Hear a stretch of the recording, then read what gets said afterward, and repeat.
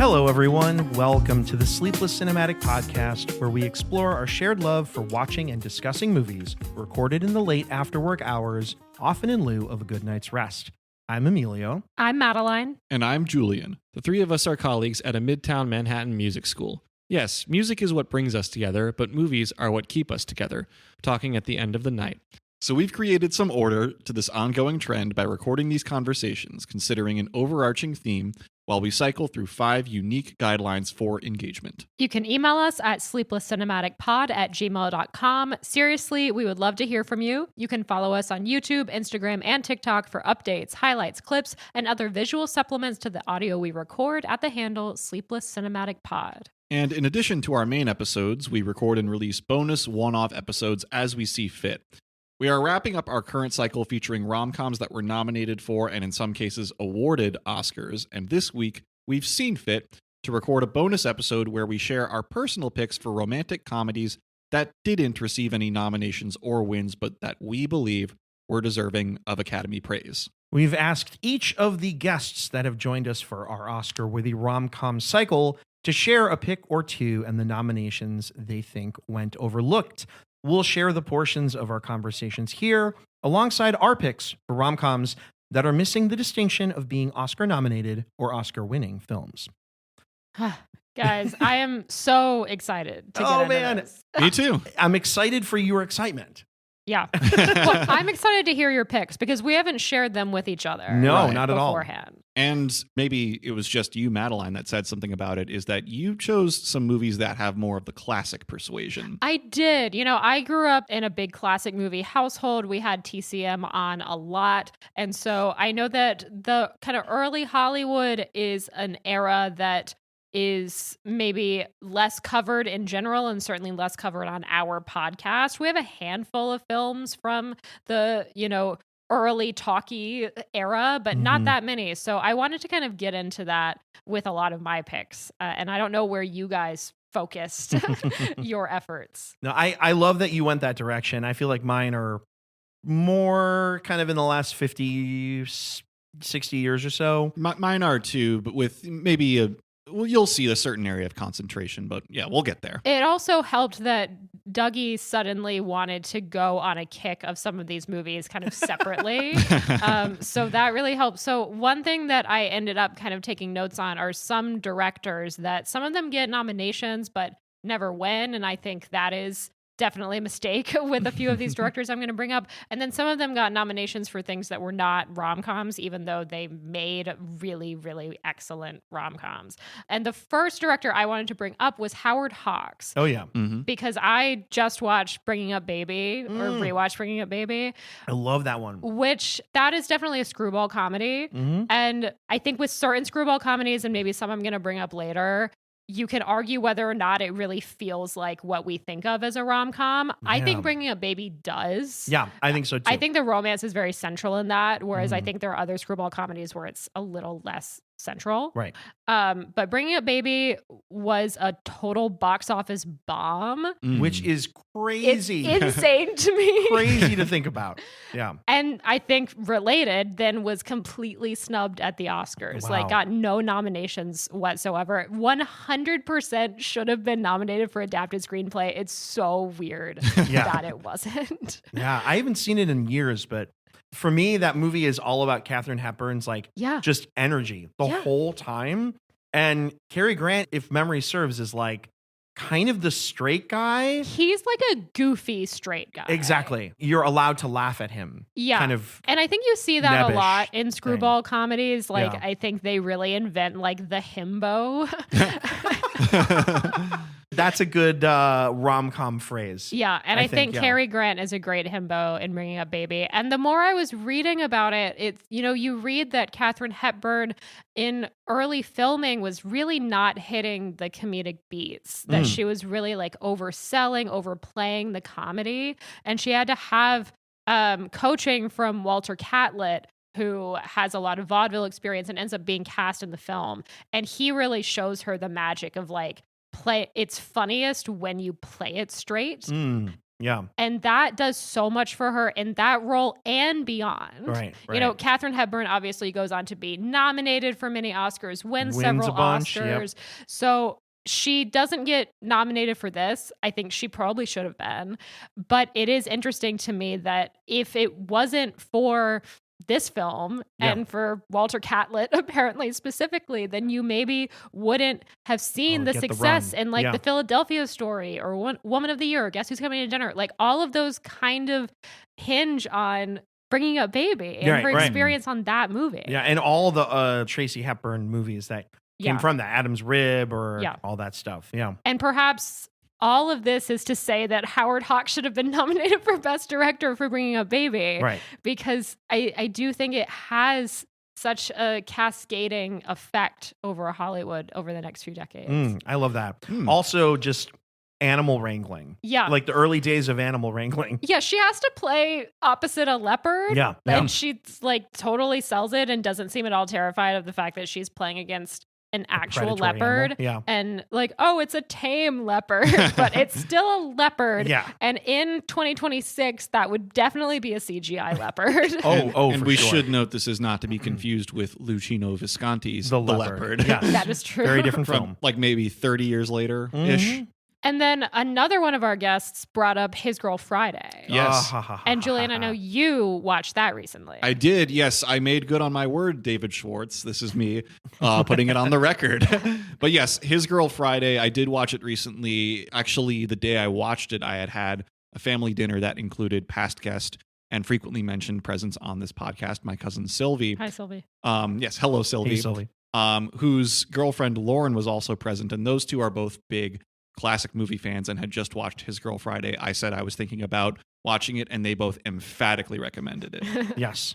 I couldn't agree more. I mean, that movie is just delightful. The patter and the back and forth with all the characters and the way it kind of escalates in the middle and where it ends up. It's such a ride. I love His Girl Friday. That movie is one of the fastest movies I've ever watched. Oh, yeah. Yeah, like not in the sense of runtime. It's just like the pacing of the conversation, the way the whole story flows, how much is crammed into it, and like how carefully plotted it had to be to move the way that it does. It's really incredible, the feat of pacing that it achieves. And I think those are real hallmarks of the screwball comedy genre, for sure. And yeah, I think that many screwball comedies should be nominated for screenplay for this reason. So yeah, that's my number one pick, is just Howard Hawks in general. Cool. Julian, what do you have? All right, well, I'm going to take us across time a little bit. So Madeline, you very gracefully ushered us into the classic Hollywood era, and I am going to bring us into the new Hollywood era with one specific pick. The first film I'm going to mention is Harold and Maude. Oh, yeah. This is the movie I thought you would select. Oh, okay. So you were Before we got on mics, I was like, I'm gonna choose one, and I think Julian's gonna do it. Yes. Oh, so you were correct. I was well correct. done. There we go. Yes, we know each other very well. But and I thought of it sadly because the day before this recording, Bud Cort, who played Harold, passed away at the age of 77. Rest in peace, Bud Cort. Just one of the great character actors of all cinema. I had legitimately forgotten. I just did a cursory look at his credits. I had legitimately forgotten that he was in Heat. I need to rewatch it just to see very him briefly. there. I think in there, Yeah, but also that Wes Anderson cast him too, and he became like one of those people that casting him in your movie makes the movie cool. Yeah, and like I love Brewster McCloud, and I think it's like a really underappreciated Altman, and I think Bud Cort is really phenomenal. That's one I still need to see, but I know he was in MASH as well. Yeah. Throughout this episode cycle, I've been consulting the Esther Zuckerman book, Falling in Love at the Movies, and she categorizes Harold and Maude as an example of when rom-coms got weird. Because, couldn't agree more. Yeah, the genre had been very firmly established in the classic Hollywood era by directors like Howard Hawks or Ernst Lubitsch, or then Preston Sturges, and eventually Billy Wilder. Yeah. And so then with the new Hollywood era come perversions of the form. And Harold and Maude, I think, I imagine we all agree, is one of the finest. Yeah, it's a remarkable little film. Yeah. And we mentioned Wes Anderson before. This movie basically gives Wes Anderson his whole thing. Yeah. I mean, there are a few movies, or like maybe if not movies, directors who I kind of think of as like, if you wonder where Wes Anderson got it, look at these. I mean, Hal Ashby is certainly one of them. I think Godard is an important one too. Sure. Like when you see like just how poised some of his scenes are in movies like A Woman is a Woman or Alphaville, feels very much like a precursor to Wes Anderson. I would agree with that. I feel like this movie, though, kind of put it all together in a way that I think Wes Anderson, it's like this movie walked so Wes Anderson could run in some respects. Interesting. Yeah. I completely believe that there are other influences on that guy's taste and how he likes his films to look. But I don't think there's any single movie that feels like the origin story of Wes Anderson more than Harold and Maude. I honestly didn't really think to connect the dots before, but I kind of see it. Yeah. And, you know, despite any objections someone might in theory have on the surface level due to their age gap, it's a very sweet movie and, you know, a great story about love against the odds, but it's not all about love. It's an existential drama too. And I think that, you know, some of the awards that it could have been worthy of at the 44th Academy Awards for the films of 1971, in hindsight, I think Bud Cort had a great case for Best Actor. It's an iconic performance. I think it is the iconic performance of his career. And that was a year, admittedly, that was pretty stacked in the Best Actor category. I'm looking at it right now. Yeah. This is hard to crack that one. I found that in preparing for this conversation, sometimes I'd be like, how did this not get a nomination? And then I'd look at the nominations from that year and I'd be like, oh, well, that's why. Yeah, this was the French Connection's big year. And so Gene Hackman won Best Actor. I think it would have been a worthy nomination had he gotten it. I also think, well, I think with a lot of the movies that I'm going to mention in this conversation, there's just kind of an innate understanding on my part that, like, I feel like they all were worthy of original screenplay nominations. That's a category that I think is easy to fill with a bunch of good things. Yeah. And then the other element of that movie that I think is worthy of some recognition on the more technical end, I feel like I remember it having some really great cinematography and editing. Mm-hmm. There's a montage, particularly close to the end of the movie, that has some pretty incredible editing. Oh, yeah. I always think of hands that are crossing.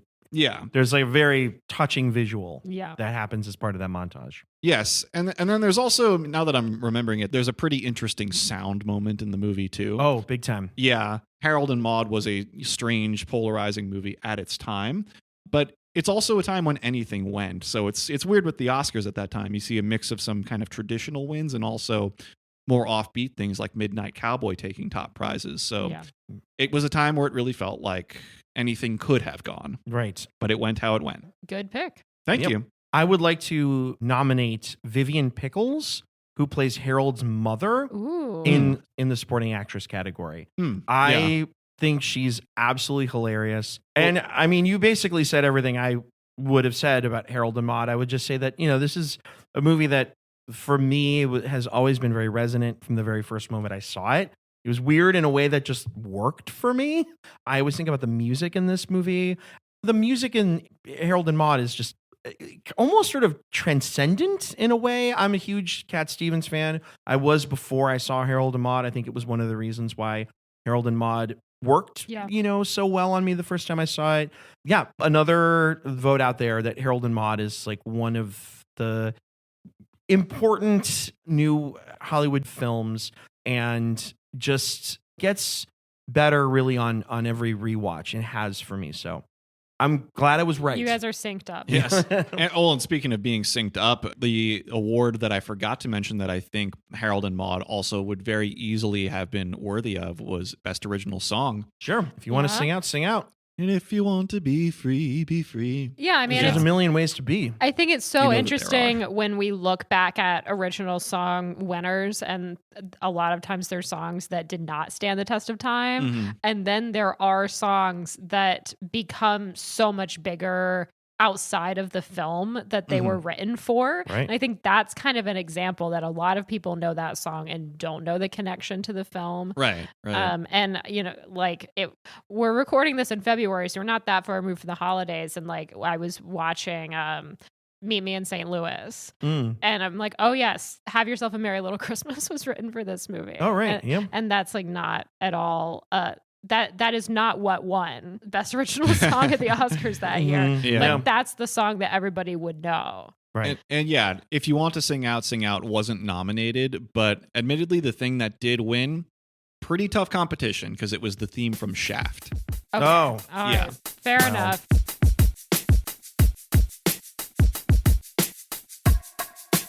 All right, Anna, we are talking romantic comedies, Oscar-worthy romantic comedies. So I'm curious, in your opinion, is there a rom-com that you think should have been nominated for an Oscar the year of its release, but didn't, and why?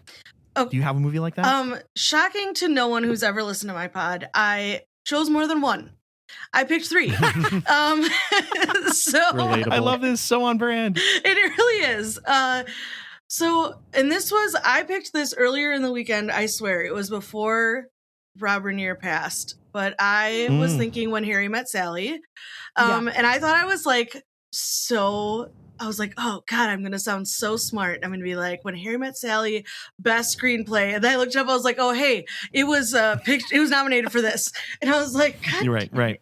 So, then I just really thought for best makeup and hair design, that film captures all those eras perfectly in the clothing, in the makeup, in the hair. And I just was like, that I feel like is underrated. I feel like sometimes the more like modern pieces aren't always considered for stuff like that. And they should be. So that was my first pick, When Harry Met Sally. I like this though. You were like, I get it. Great screenplay. But what it really should have been up for was the best hair and makeup. Because it is so good. And like both Meg Ryan and Billy Crystal's hair and makeup throughout the entire movie is perfect. The 70s stuff when they're like doing the road trip, you're absolutely right. And they do a good job of de-aging them. Yeah. Like it works. It's good. Not it's like good. modern day they would be de-aging with CGI. So I'm really glad that they were not in a time when that was possible. Yeah. It was just there's also the element. Tricks. Yeah, there's also the element that, like, you know, sometimes it's harder to recognize a film's ingenuity when it's new, and that like as more time passes, and then those things that are indicators of the time become relics, then you realize how great a time capsule it is. So maybe it's much easier to see that in hindsight, but you know, hindsight or present moment, it's true about that movie. I really want you to hold on to that feeling for these next 2 because that was my only smart sounding pick. The rest are going to be. I this is why we ask this though, because I think everybody has like a pick from the heart, and it's like for their Oscars, like this should be a winner. Okay, so 1998 Best Actress. Drew Barrymore in Ever After. Ever After. Okay. I knew it. I saw it coming. That movie makes me cry every time. I love that you chose this because I always watch trailers from the year that a film was released before I watched the film, oftentimes, which I did for this movie that we're going to discuss today, Shakespeare in Love, and Ever After was one of the trailers that I chose because it seemed very fitting. I also thought for best costume design, and I'm going for all the bonus points. I would say take out Pleasantville. I was so shocked that was in there because I was like, to me, that's just kind of like a kitschy movie. Like didn't realize that had any critical acclaim when it came out. And I was like, okay, no, take it out. And we're going to put in Ever After for costume design. And then my reel from the heart. Okay. Let's go. Is music original song. 1998, Grow Old With You by Adam Sandler and Tim Hurley from The Wedding Singer. Yeah, good choice. And replace the song from Babe. That was my pick. Oh, Babe 2, Pig in the City. Oh, yeah. Get rid of that. Yeah.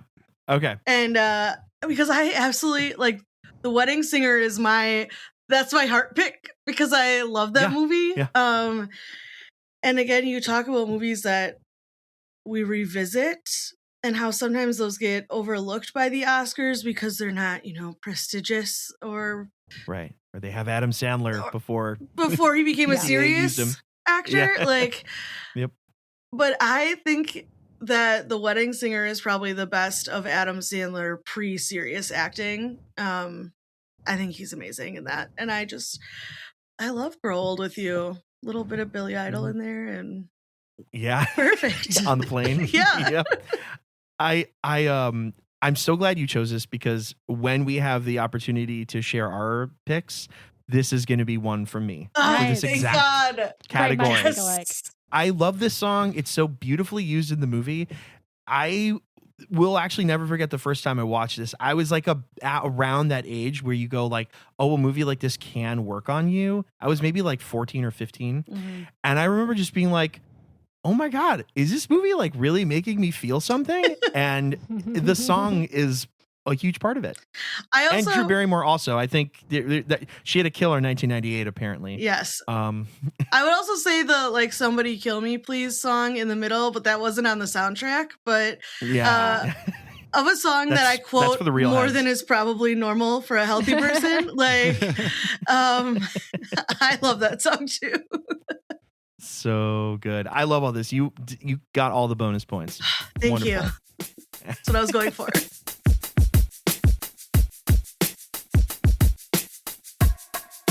So I don't know where in the edit this is going to appear, but one of our past guests and lovely human being, Anna Stone, mentioned this film as one that has a great original song that should have at least been nominated, and I'm here to agree with her.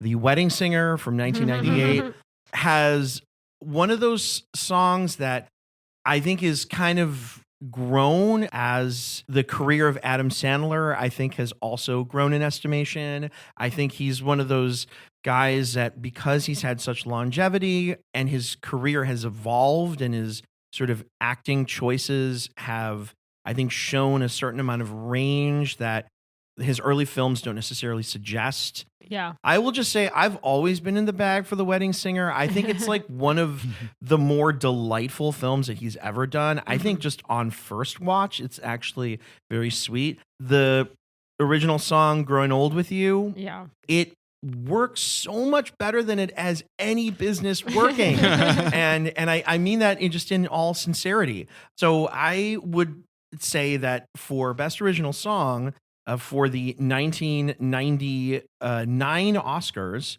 It was the Shakespeare in Love year. The 71st Academy the 71st Academy Awards. Thank you. So When You Believe from The Prince of Egypt, that was the winner. But I'm looking at this and yes, Diane Warren, Don't Want to Miss a Thing. I'm going to say A Soft Place to Fall from The Horse Whisperer. I'm going to say that one can go. I think that Anna may have pitched that That'll Do from Babe Pig in the City should be the one to go. That's right. Dougie and I are defenders of Babe Pig in the City. Now, and Randy Newman, too. I can't remember this song specifically, but I'm going to say I'm going to side with you on this, and maybe let's move the Horse Whisperer out of here. Yeah. I've seen the Horse Whisperer, and I don't have any good recollection of that song. It's interesting, When You Believe from The Prince of Egypt, written by David Schwartz.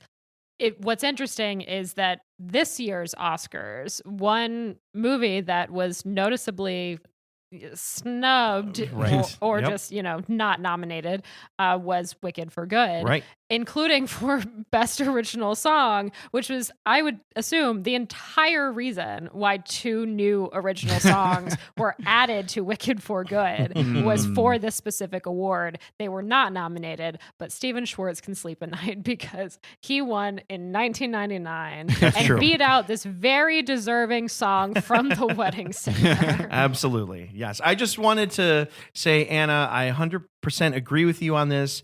I think anybody who sees it at least remembers what that song does when it's being performed. There we go. The Wedding Singer. That's a pick from the heart. Excellent. Still haven't seen it, actually. I have not seen it since I was like 12. I missed out on a lot of the 90s Adam Sandler stuff. Yeah. Being someone who was born in 97. All right, back to me. Well, you were talking about Wes Anderson and how Harold and Maude is a film that feels very influential on Wes Anderson. Another movie that I watched in preparation for this was Trouble in Paradise, which is a Lubitsch film. And Lubitsch is another one of those directors who's like weirdly never won Best Director. He was nominated a few times, but he never won. And the film of his that I watched that apparently was really, really influential on Wes was Trouble in Paradise, which both Wes Anderson and Ralph Fiennes said that it was a huge inspiration for Grand Budapest Hotel. And you watch Trouble in Paradise and you're like, yes, absolutely, I can see this. Highly recommend that movie. But I watched 2 Lubitsch films. I watched that. I also watched Ninochka.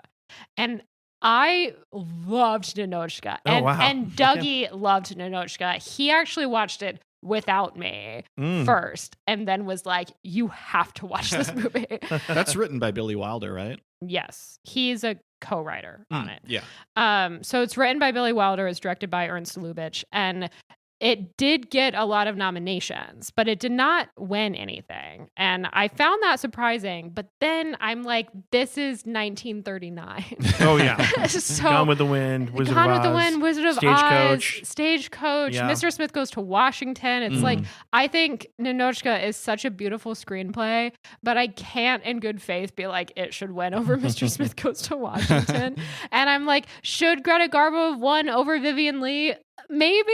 She's really good in that. And she's somebody that, like Lubitsch, like Howard Hawks, never actually wins an Oscar. She wins like an honorary Oscar in 1954. Sure. And she was nominated for Best Actress 4 times, but she never actually wins. And I think she's so phenomenal in Ninochka and has to play almost 2 characters. Because I don't want to spoil this film, but she starts off as like a very stern and professional, and then she kind of falls in love, and it really brings out a different side of her, and she really has to play both of these sides, and I think she does it so effectively. So Ninochka is a film that was nominated for a lot of things, but it did not win anything, and I think that, you know, it's understandable. Again, it's a stacked year, but I just want to put some love out there for Ninochka. Very cool. I've never even heard of that movie until now. Very cool. Great. And I'd say is like my top recommendation of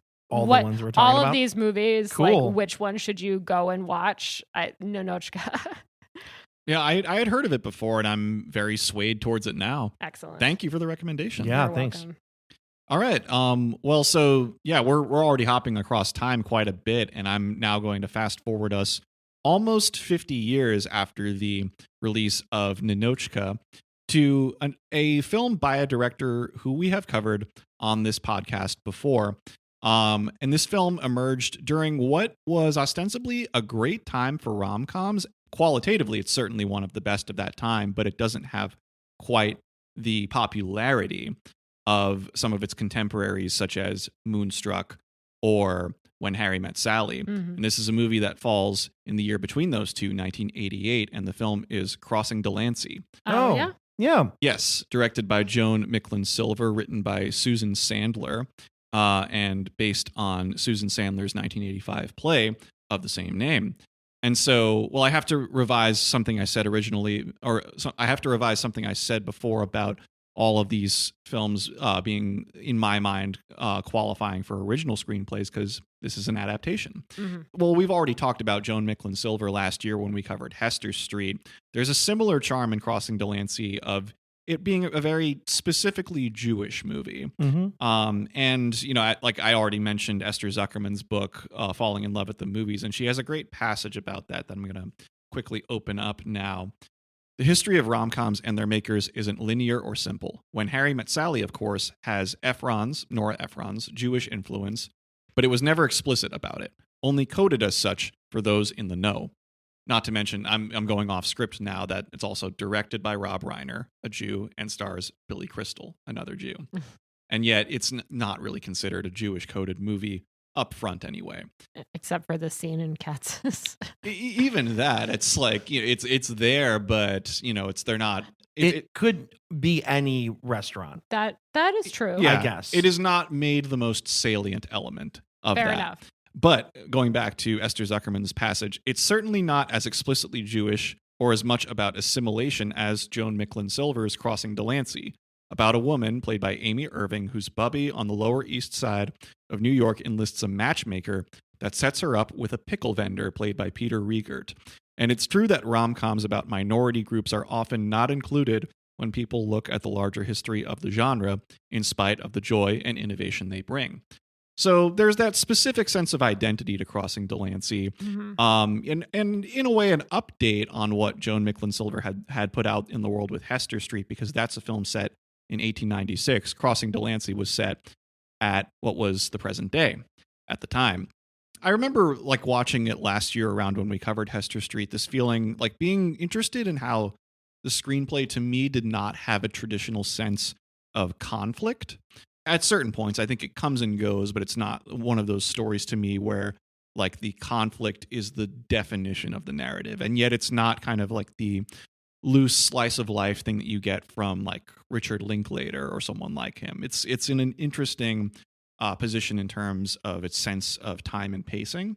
Then when it comes to things that I think it could have been awarded for, so I've already mentioned its adapted screenplay, which at the 61st Academy Awards, the winner of that trophy was Dangerous Liaisons, a film that I have not seen, and it went up against The Accidental Tourist, Gorillas in the Mist, Little Dorrit, and The Unbearable Lightness of Being.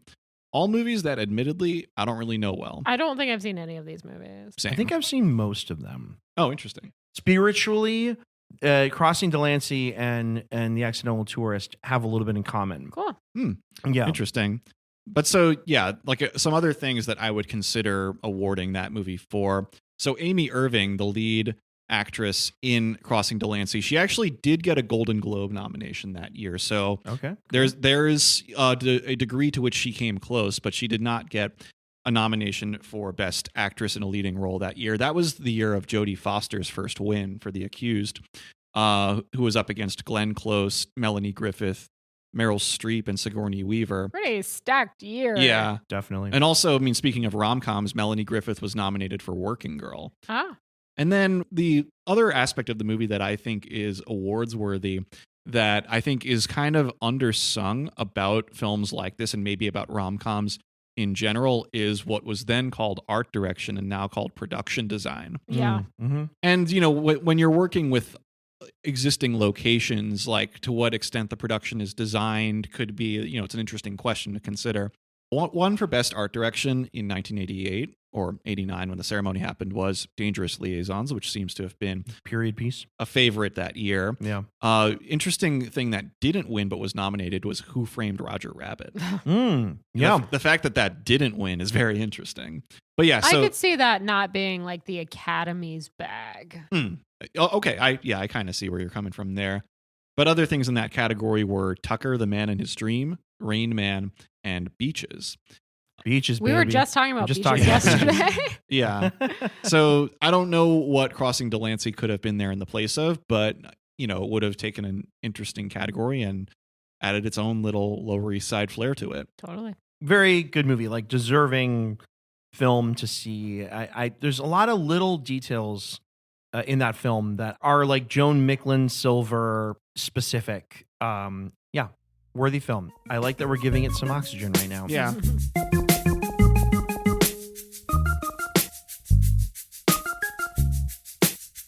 Do you have a rom-com that you think should have been at least nominated for an Oscar in the year of its release?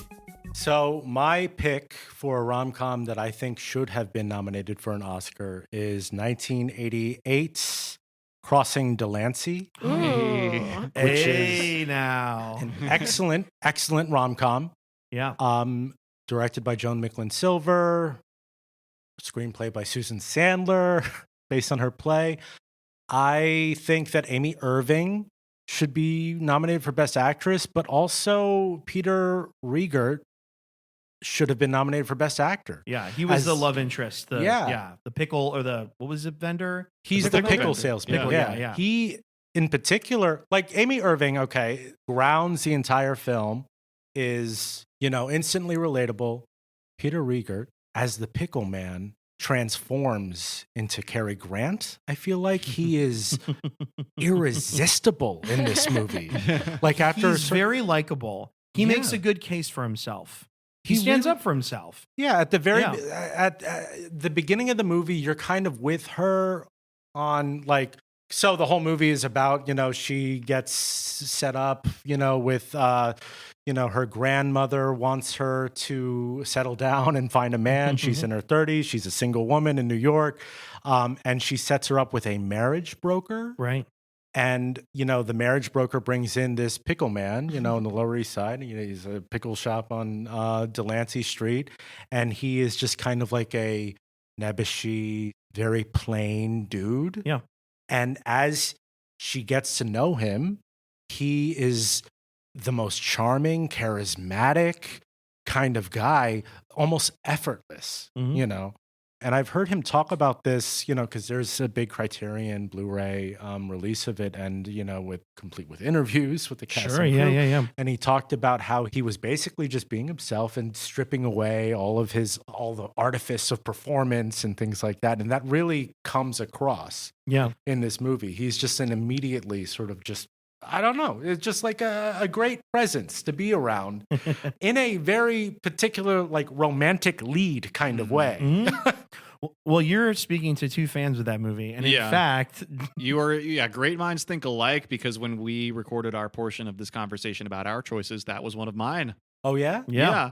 So it's very fitting, but you're also you're doing a great job of bringing to light some things about that movie that I didn't really think to mention when we discussed it. And I feel like this is a good opportunity to also point out, I love a movie that's identified with a location, and that whenever I walk in the Lower East Side now, I unfailingly think about that movie. I mean, it's, basically anytime I go to Metrograph, I'm going to walk along some streets that were depicted in Crossing Delancey. And it's funny too with Joan Micklin Silver that, I mean, Hester Street is within that few blocks, and ironically, the movie Hester Street was not shot on Hester Street. Not shot on Hester So, Street. a very convincing portrayal of what you would think was Hester Street of 1896. But, it's also kind of the feeling in watching the movie Hester Street that it's a little bit like watching The Godfather Part 2, and you see those depictions of turn of the century, yeah. Lower East Side, and it doesn't matter what street it is, it's just so captivating. There's actually a building on Essex Street today that you can see. I think it's right across from the handball court that is shown in Crossing Delancey. There's a building there scene. that is called... I'm in the middle of the game here. There's a building that is called Delancey Crossing. It's on Essex Street, ironically, but It's close. Yeah. Yeah. It's very close, but the subway stop is Delancey, Essex. Well, I still haven't seen this movie. I really want to. Everything I know about it is mostly what Julian had said when we recorded this episode earlier. But there is a pickle shop that's actually, I think, on Grand Street. Yes. But again, very close to Delancey. Around the corner. That I pass a lot. And, Yeah. and I'm like, surely they must know about this movie. I don't think it's been there that long. So it certainly was not there when Crossing Delancey came out, but I still find it interesting. You mentioned when we did our Hester Street episode last year that I think you had become aware of the movie because of a poster at Jonas Schimmel's Knish shop. That is true. Which is on Houston Street. Jonas Schimmel's, that's like a shop that feels like it's been there for eternity. Oh, definitely. And Yeah. it looks exactly the same that I imagine it did in 1918 or whatever. Yeah. Which is incredible because that shop is right next door to a former cinephile institution, the Landmark Sunshine Theater, which closed down the better part of a decade ago, and it was sadly the building was knocked down. Yeah, the Landmark Sunshine sadly did not stand the test of time, but Jonas Schimmel's has. There we go. We have used the term lived in a lot. I don't really want to retire it, but that's the term that is coming to me right now. There's something very lived in about that movie. I'll also say that I think the movie just has some touches to it that are really sweet.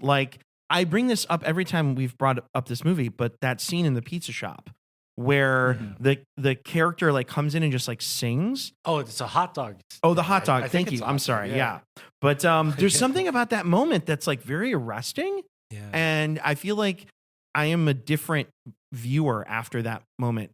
happens. Yeah. And I don't It's know magical. exactly what it is, but like I just like kind of want to know more. So I am like a big fan. I applaud this pick. And it's, with the topic of it being Oscar worthy, it's also worth shouting out that like one person in the movie who gives a truly unforgettable performance is Rizal Bozic, who plays the bubby Ida Cantor, who is the main character played by Amy Irving, Isabel's grandmother. And I think so. She was an actor of the Yiddish theater, and she's a grandmother, so she's quite old when they make this movie. That was her one film credit. Yeah, it's nuts. And she's incredible. It's in this absolutely movie. incredible. I mean, it's a little bit like the energy, although she's in more of the movie than the person I'm about to compare her to, but a little bit like if you enjoyed Judd Hirsch in The Fabelmans, get ready for Rizal Bozic in this role. Cool. It's just absolutely indelible. I mean, like honestly, yeah, I would give her a nomination. Yeah. All three of them. Supporting actress. Joan Micklin Silver too. Yeah. Director, Director. director, and screenplay. This movie kind of deserves all of them. Mhm. You know, it deserves to be in that conversation anyway. Yeah, and that's 1988. That was the Rain Man year. at That's the the Rain Man Oscars. year. And the Moonstruck year. That's the no, year you're before. right. The year before. Pardon me. It's worth mentioning too that John Patrick Shanley has a brief cameo in Crossing Delancey. Right. Yeah, there are some comparisons to Moonstruck. I feel like between the two films, but The ethnic, I think. the identity, foregrounding. yeah. Yeah. The ethnic identity aspect of it is really, really sort of the main focus of the movie, or a big focus of the movie, I should say. But it's just way less operatic than Moonstruck. Totally. There's no opera in it. There's literally no opera in it. No, it's, Good point. There's no wooden hands or anything. Yeah. Let me ask you something. Hester Street, rom-com?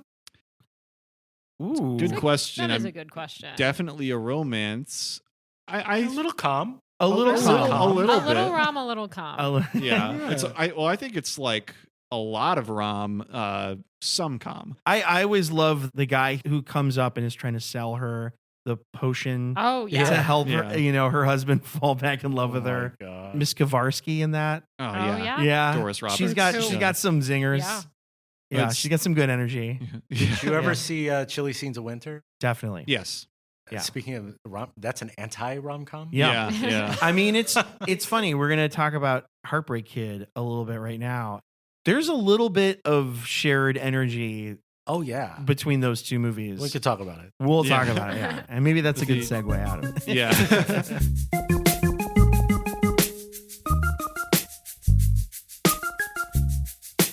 I'm going to finally move into the 21st century with this next one, which is I recently watched Intolerable Cruelty. Oh, yeah. And this is a lesser known Coen Brothers film. And the Coen Brothers are very difficult to rank because the majority of their films are great. Mhm. And I may not like rank Intolerable Cruelty that high when you compare them to other Coens, but it's a film that I really enjoyed watching for the first time.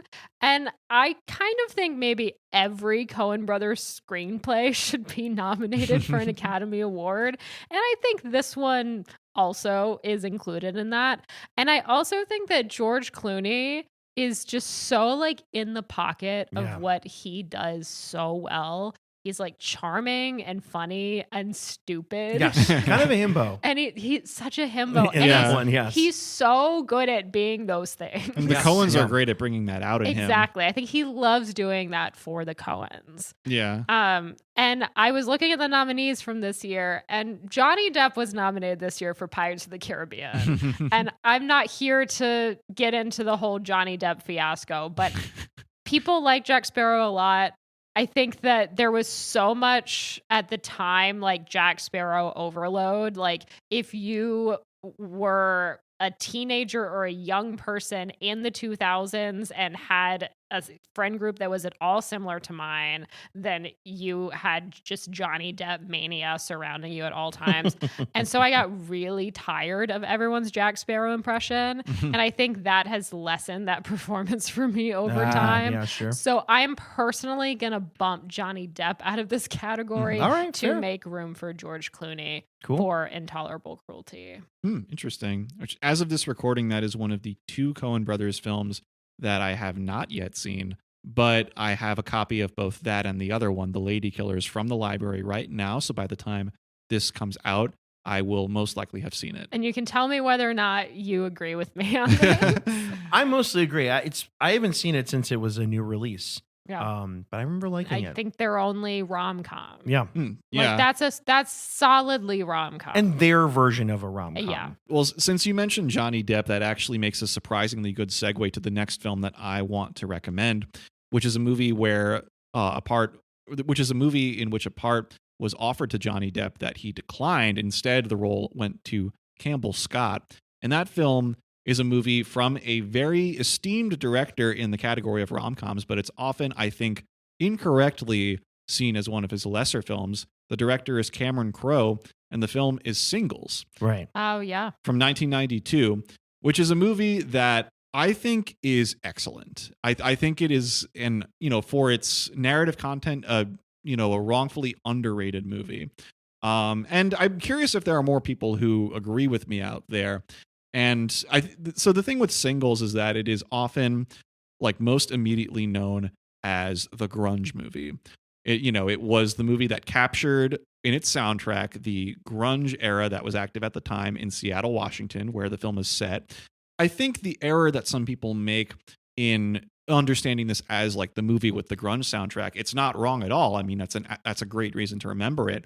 But I think its narrative content, honestly, that's the first thing I think about with this movie. And I say that as a musician with a lot of love for that era of rock music. I had first seen it when I was about 15. And I remember, I didn't have as refined an eye for cinematic detail at that time. I liked it. But in coming back to it, the summer before this one, I saw it at Metrograph. It played as part of a series, I think that was called 90s Music on Screen. And I came back to it, with the since developed eye for detail. And I thought, this is an excellent movie. And what I like a lot about it is that I think it has a really original way that it tells its story. Some instantly quotable dialogue. It's a great balance of an ensemble of characters. Definitely. And that's, can be tough to achieve, especially in a movie that has a pretty succinct runtime. And there are certain situations that are depicted very economically in it that I think don't often come up in movies of this sort. So it's handled very delicately and all displayed very efficiently. And the amount that movie can throw at you in like short 15-minute bursts, I thought was kind of incredible.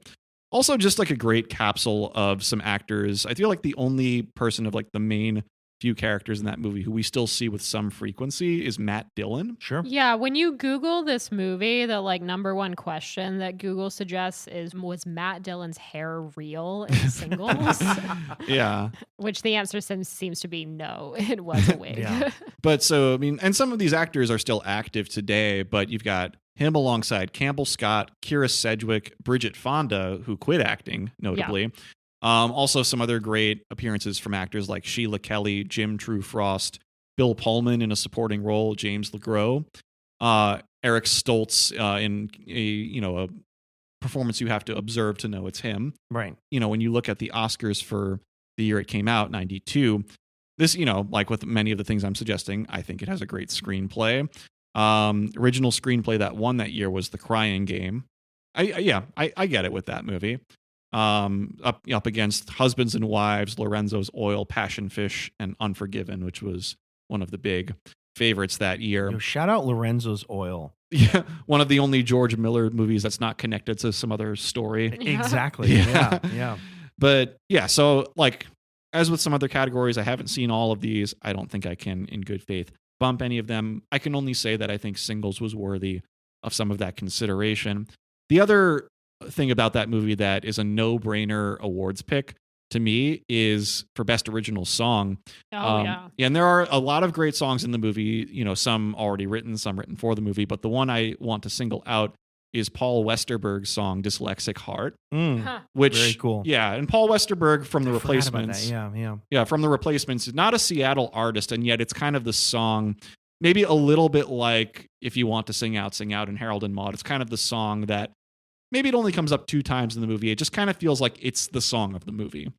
Worthy of a place in that category, which that year, well, the winner was A Whole New World from Aladdin. Come on now. Yeah. Oh, yes. Yeah, I mean, sorry. Like, all that song it's fucking rips, man. I mean, the Aladdin soundtrack is very good. It has Yeah. 2 nominations. Like, it has that win, and then also "Friend Like Me" Yeah. is nominated, which is Also- another great song But from so, Aladdin. What a then you've got banger. two Aladdin songs and 2 songs from The Bodyguard that year too, Yeah, dude, that's that's a weird. hard year. Oh my and god. then yeah. a song from the Mambo Kings. Yeah. Um, Okay. So yeah, I think that had the Academy turned their attention to 90s rock a little sooner, Dyslexic Heart would have been a great selection. And also, you know, Cameron Crowe, he's another person that the Academy eventually caught up to with Jerry Maguire and then Almost Famous. I was gonna say, I feel like Yeah. Jerry Maguire was kind of the movie where it was like, okay, all right, let's give this guy some Oscar love. yeah. Yeah. And then Almost Famous, he won for original screenplay there. Right. And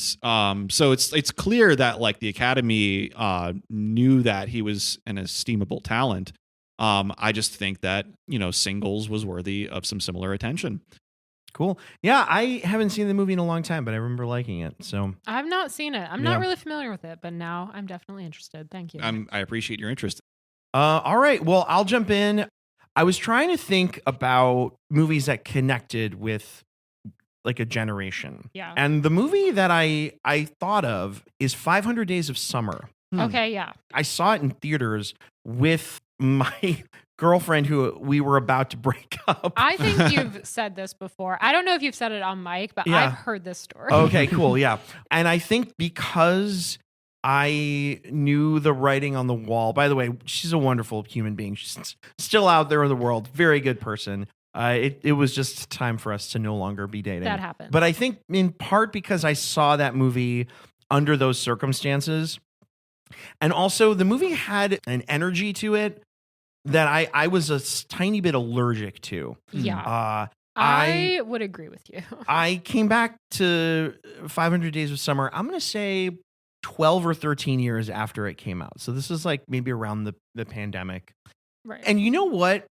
I see why this movie is so beloved. Okay. It's a rare movie in that I think it foregrounds the guy, which is not usually the perspective that a lot of romantic comedies come from. And I think it's actually really smart about how flawed it makes everybody in the movie. I actually think that the movie does some things really, really well. Mhm. I still think it's kind of insufferable in moments. I mean, you're not wrong. And some people really like the things that I think are kind of maddening about it. But I think the movie created prototypes for a new generation Yes. in a way that I don't think a lot of other movies of its time really successfully did. There have been times where I've been Tom, the Joseph Gordon-Levitt character, and there have been times where I've been the Summer. I also think, honestly, that movie was extremely influential in how it was directed. Whether you like it or not, I think that movie left quite an impression on a lot of filmmakers. We were talking earlier in our Oscar Worthy Rom Com cycle about Amelie and movies that might have tried to take some of that movie's zhuzh.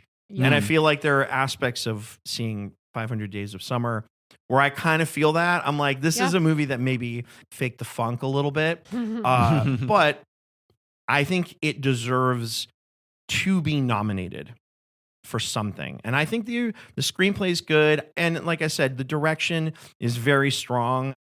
I don't full-throatedly love 500 Days of Summer, but I think there are some things it does that are surprisingly effective that aren't just speaking to a generation, but I think are speaking to very universal feelings that anybody who has loved and lost can speak to. You are convincing me to maybe give this movie another chance because I had a very similar experience to you. This movie came out when I was in high school. I didn't see it until a couple years later. And I rented it on DVD with a guy I was dating in college who was not a particularly good boyfriend. And I feel like had some amount of Tom energy, a little bit.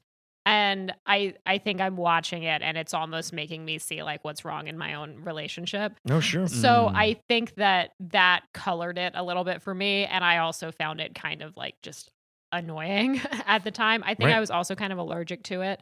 But, you know, I've lived a lot since then. That was a long time ago. So I would be interested to see if I would reevaluate it at all in adulthood, like full adulthood. The number of video essays online about how to read the characters is like kind of shocking, but also I think a reflection of how that movie creates like pretty effective gray area for the characters. I think it's very easy to read that movie one way, and I'm on the team that I think the movie is like very, very nuanced when you give it a chance. I rewatched it in the last couple weeks, and some things I think are kind of weak about it, but the things that are strong are like very, very strong. Okay. Yeah. And I never got to it. Oh, wow. That movie came out when I was in middle school, so I think it just kind of wasn't on my radar at that Fair time. enough. Yeah. But yeah, I'm convinced to check it out now. And a quick question, just a curiosity about its influence. Do you think that can either of you think of another film that's come out since then that you think owes a lot to 500 Days of Summer? Here's how I'd answer that question. I think that there's a lot about how the internet works. That movie is almost like a bunch of memes that kind of are stacked like one after the other. There's a very famous sort of expectations and reality moment in that film that when I first saw it, I was like, oh, whatever. Now I see it, I'm like, this is fucking kind of brilliant. Yeah. The way visuals and short clips are digested, the way that the internet works right now, that movie is right there for. Yeah. And I think it kind of came out like 2009, like Twitter. And I think it's maybe one of the reasons why that movie first hit so strong when it did. Yeah. Interesting. Okay, cool. I am swayed.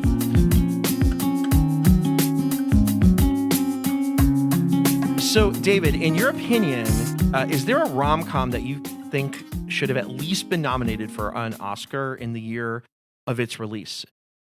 Well, when I think about romantic comedies that should have gotten Oscar nominations, I was thinking about When Harry Met Sally. And, you know, of course, we've all been thinking about Rob Reiner and his great movies. And that movie did get a nomination for writing, for Nora Ephron's screenplay.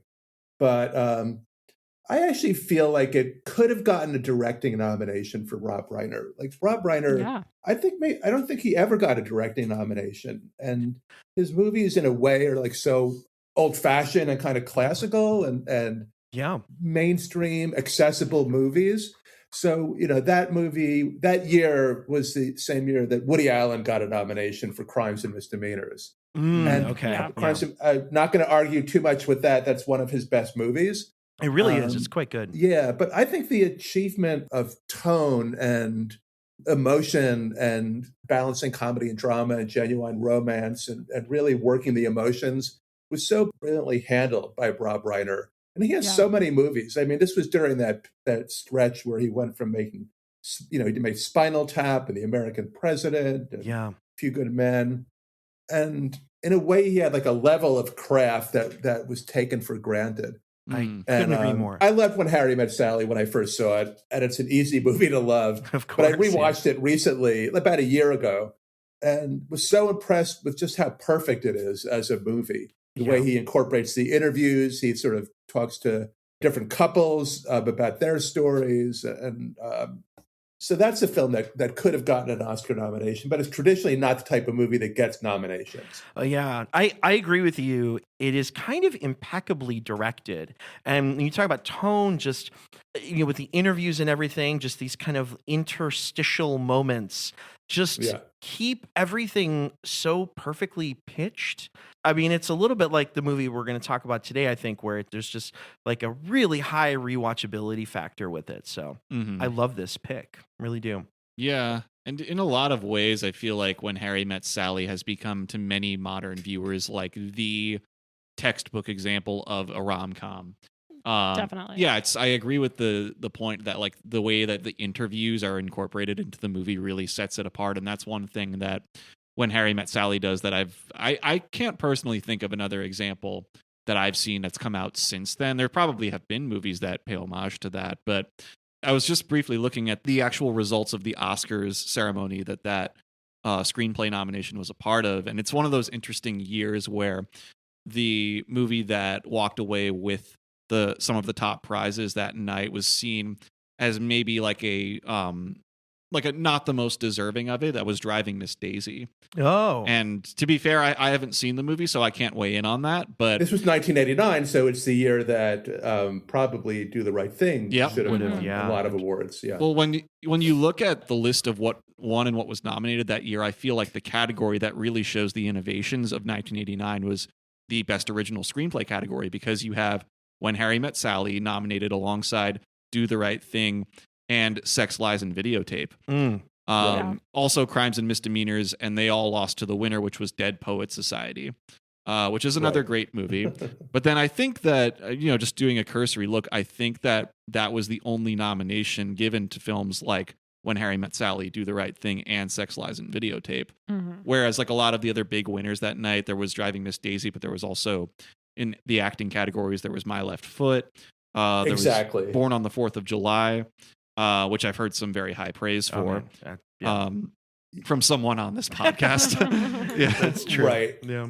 There's a certain kind of movie that wins Oscars, and we all know what that is. It's big, sort of serious, flamboyant movies. So, if you think, well, Billy Crystal is perfect, gives a great performance in When Harry Met Sally, but it's hard to really make a big argument that he was better than Daniel Day-Lewis and Kenneth Branagh and Tom Cruise and Morgan Freeman and then Robin Williams and Dead Poet. I do feel like the actress category was not as strong, and Meg Ryan is so great in that film. Yeah. And she was up against Isabella Gianni and Camille Claudel and Jessica Lange and Music Box, which was not one of her big films. But I think we all know like certain kinds of performances and movies that are very flamboyant and exaggerated and serious get the award. So comedy is often overlooked. I guess Annie Hall is a big example of a rom-com that took all the big awards. Yep. Sure. That's very true. Although I guess also it happened one night if you go way back. Way back. So. And then not very long before When Harry Met Sally, Moonstruck had a good haul. Yeah. Yep. Exactly. And Moonstruck, of course, was up against the film that we're focusing on tonight, Broadcast News. Yeah, definitely. So, I mean, that's another discussion. Cher won that year, and she's great in that. We'll talk a lot about Holly Hunter tonight. I can't wait. Fantastic. I can't wait. Well, let's hold off on that discussion. But Holly Hunter she is the heart of this movie. That she really is. Yeah. I think that's as good as any transition away from that.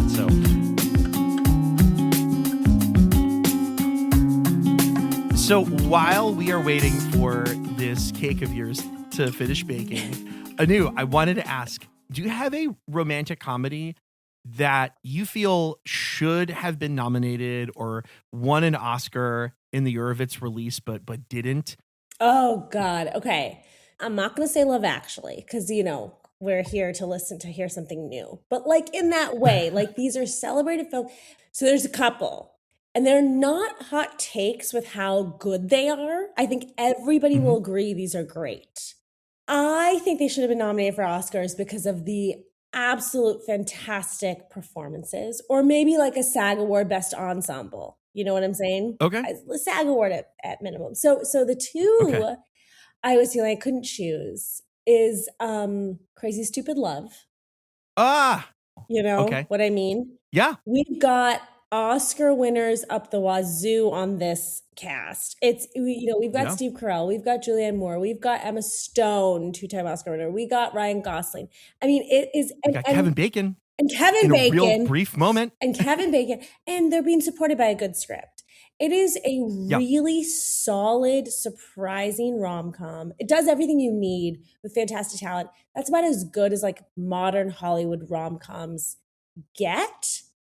Sure. And then another classic, The Holiday. Oh, We've all right. got Nancy Myers. Kate Winslet, Cameron Diaz, Yep. Jude Law, Jack Black. These two ensembles really hit it out of the park. They're supported by incredible scripts and great directors. And wait, Crazy Stupid Love, who directed? Was it Greg Mato? No, it was okay, because it was written by Dan Fogelman and then directed by Glenn Ficarra and John Requa. Okay.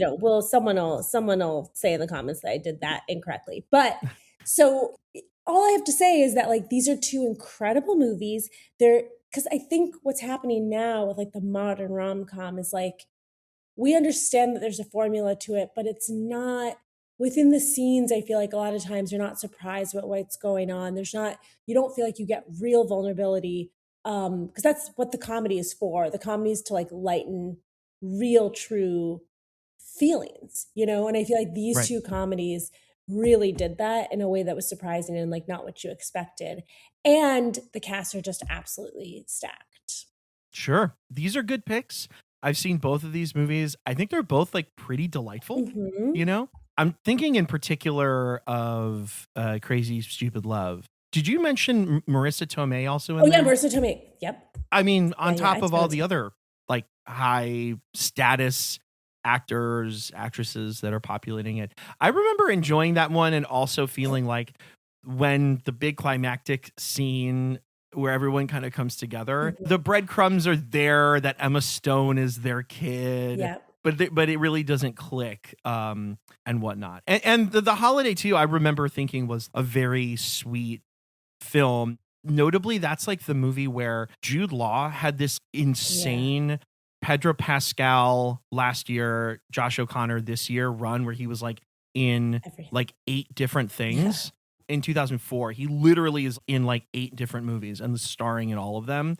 And then like took 2005 off. And then in 2006 does The Holiday.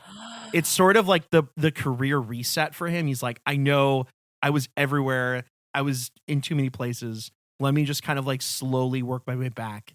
And did it with a rom-com, which I always thought was kind of an interesting choice. Your memory, like I wouldn't have been able to pull any of those out of my head. Like I had no idea time, place, where we were, what stage of Jude Law we were at. I am so impressed that you came out with that, just knowing that, top of the dome.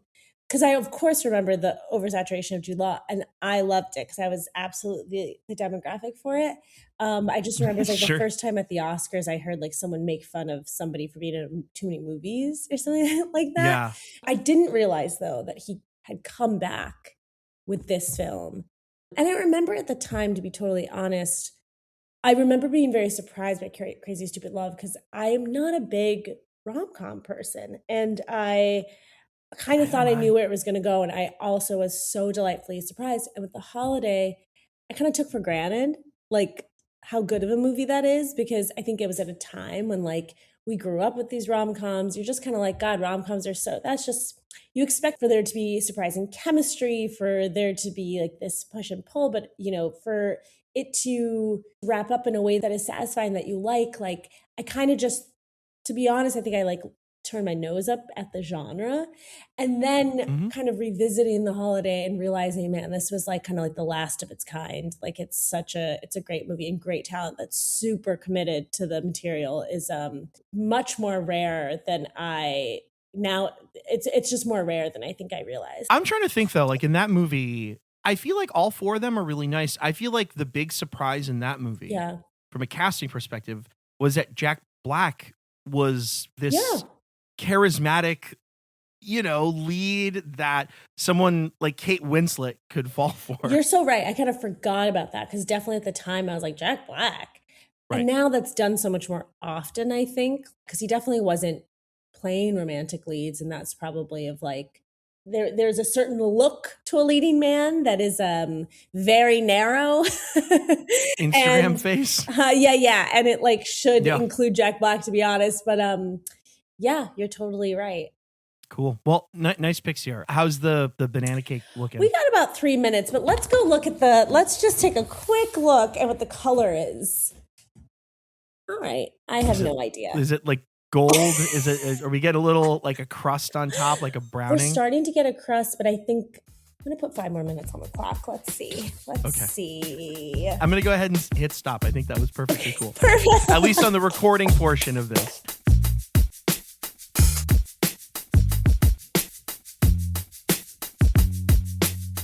Great. Well, I'm just going to go ahead and get through my last few as we round down. I mean, one of my all-time favorite movies is What's Up, Doc? And this is not a rom-com. This is a screwball comedy, and there are so many neo-noir elements to that film that I think it pulls it like even further out of rom-com territory than a lot of other screwball comedies.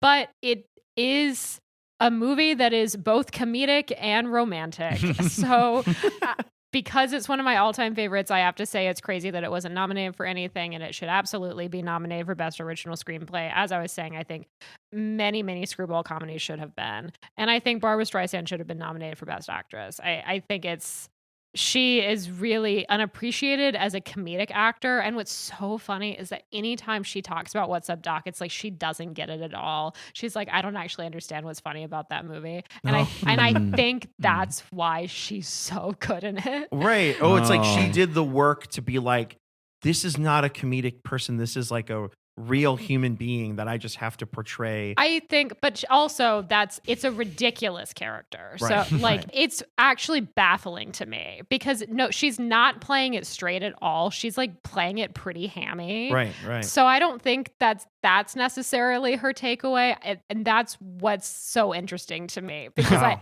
I don't understand how you can have such spot on comedic timing with such a like hammy, ridiculous screwball character and be like, I don't get it. Maybe she's just kind of adding to the Streisand mystique. That's totally possible. You know, it's like That makes me whatever. think a little bit of how when Mark Maron was working, or I guess still is working with Owen Wilson on the Apple TV Plus series Stick, that he got a chance when in the first season to ask Owen Wilson about Inherent Vice, and I think Owen Wilson said something like, "You know, man, I didn't really get that movie." I mean, fair though. Yeah, definitely.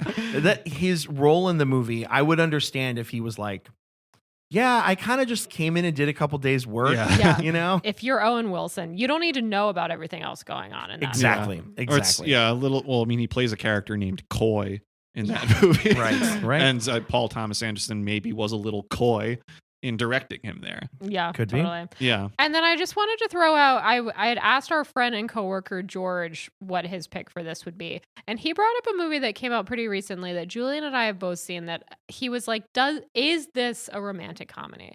And that movie is Fallen Leaves. Huh. And I was like, is this a romantic comedy? This is not a movie that I would consider to be a rom-com. When you go to Wikipedia, it's like romantic comedy drama film. And Yeah. I'm like, yes, it's romantic and comedic at times and dramatic and a film. It's funny in a very non-American way. Exactly. It is. We haven't really brought up any, I think, non-American films. This is true. In this conversation. Yeah, that the romantic comedy, as it's mostly understood, is a creation of American films, despite having been pioneered by, Ernst Lubitsch, immigrant. Yeah. Billy exactly. Wilder, immigrant.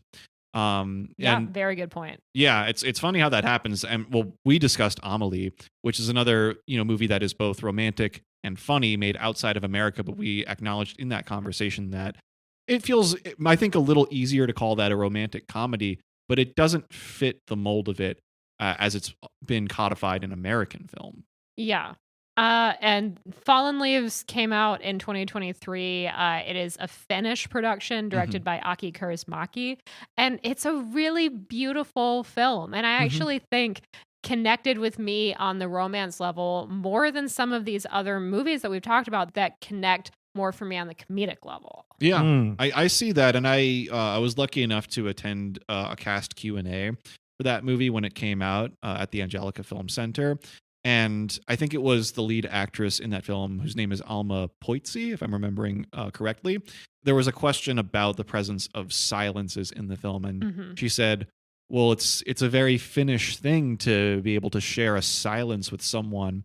I think that, because I have some family connection not in Finland, but nearby in Norway, I know that is a general regional trend that in Northern Europe, there's value in being able to share a silence with someone, as I've been told and as I have, to a small degree experienced. Yeah. I totally missed this movie. I'm going to have to check it out. It's great. It's great. Really, really good. I enjoyed it a lot. I think it's a beautiful film. I think it's, in some points, kind of a heartbreaking film, which is, I think, why you're kind of like, is this a rom-com? Because I think a lot of rom-coms don't have, like, tragedy in them. And this film is dealing with, like, pretty real, like, tragedies.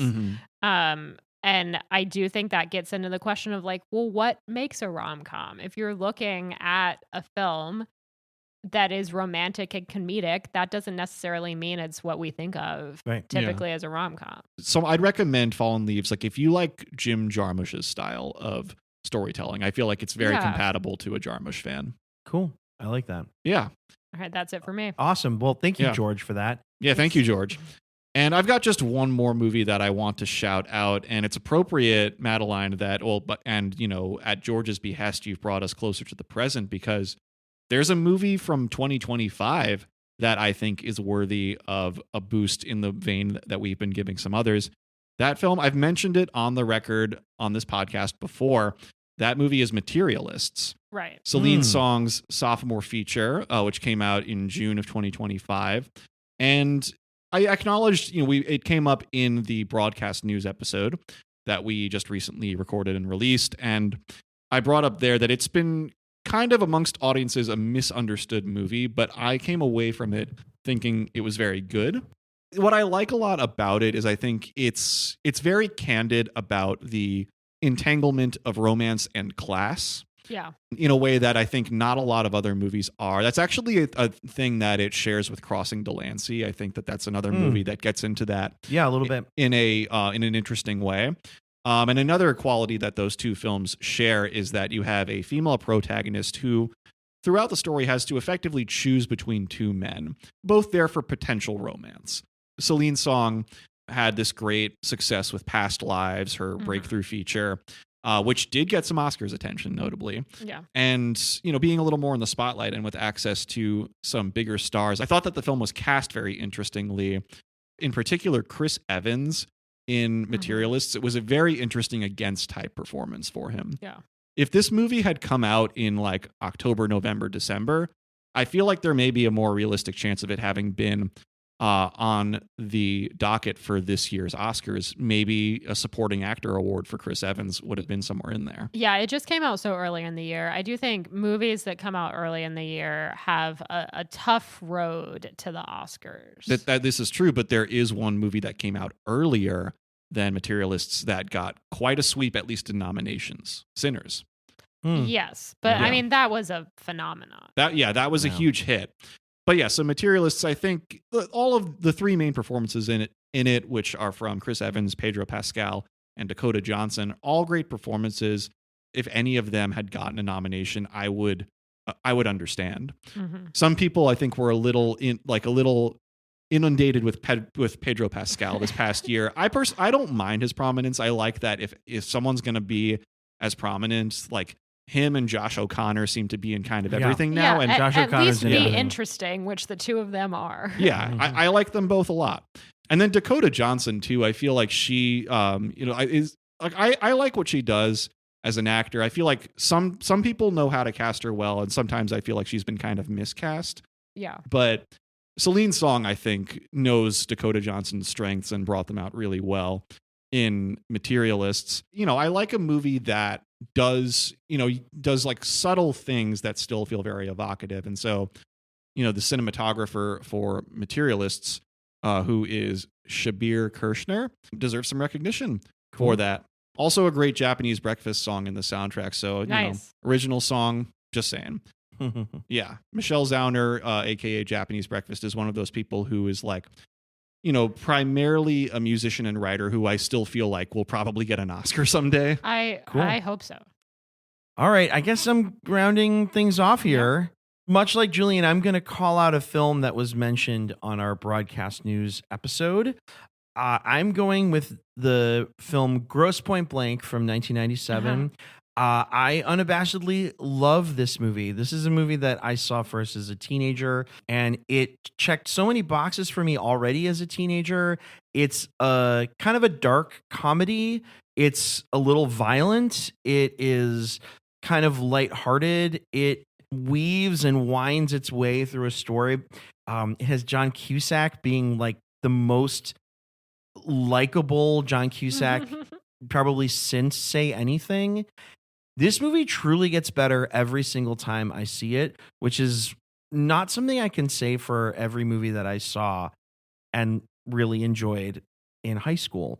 It's very unassumingly great. So I have to give it some love here. I think this is my number one with a bullet romantic comedy that should have some Oscar appreciation in it. I would say original screenplay, definitely this screenplay is hilarious and really fun and very observant about what nostalgia is. This whole movie is really a rumination on nostalgia and your past and your present and your future. So I would say best original screenplay for sure.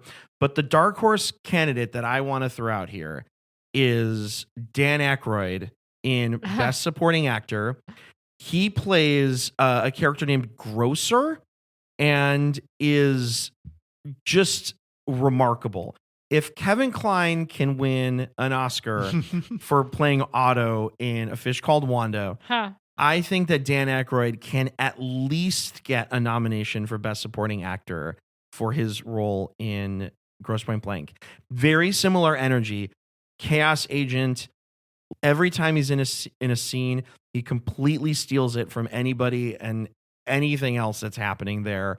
Yeah, this is just me gushing about Grosse Pointe Blank and how I think this is a movie that succeeds at being so many things. I wanted to kind of end with this because I think we've talked already about how what is a romantic comedy, that this movie is anchored by the hope of romance. And I think as the movie winds along, it very much becomes a romantic comedy.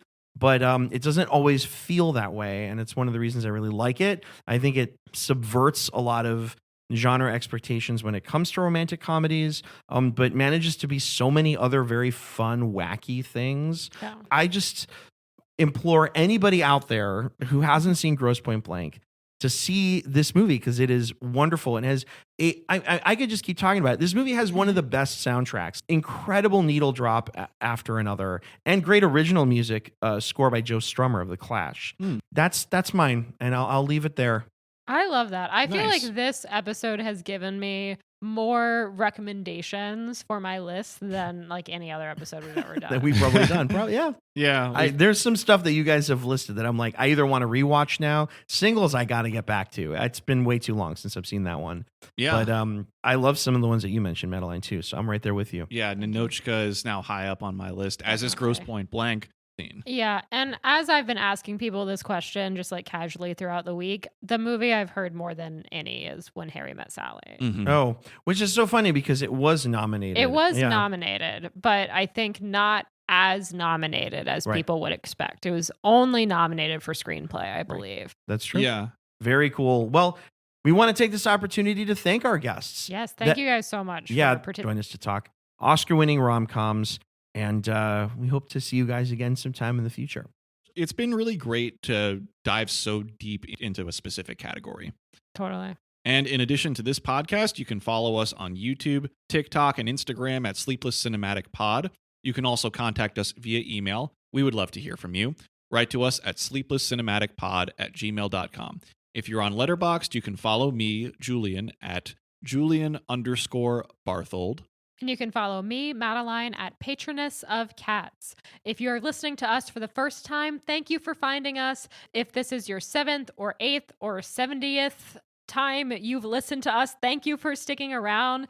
We have really grown to love doing this, and it means the world to have our budding listenership grow. And if you have not already, we'd ask you, return listener, to please write a positive review and rate us on your podcast platform of choice.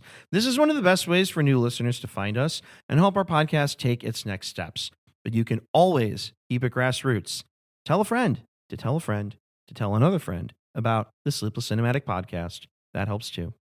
And if you want to sing out, sing out. Da-dun, da-dum. And if you want to be free, be free. There's a million films to watch. You know that there are. You know that there are. Da-dun, da-dun, da-dun.